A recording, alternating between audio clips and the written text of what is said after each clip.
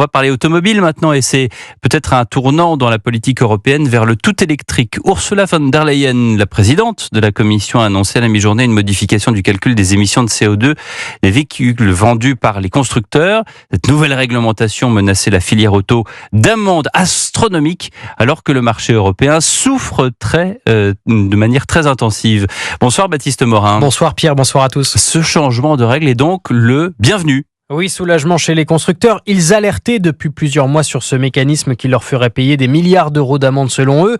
Si les objectifs ne changent pas, la filière a obtenu de la flexibilité.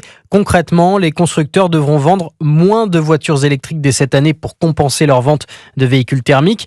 Du bon sens, estime François Roudier, le secrétaire général de l'Organisation internationale des constructeurs automobiles. On évite le mur qui allait arriver et qui concernait des constructeurs qui, comme vous avez pu le voir en Europe, souffrent des fois terriblement sur leur marché, dans les grands marchés européens.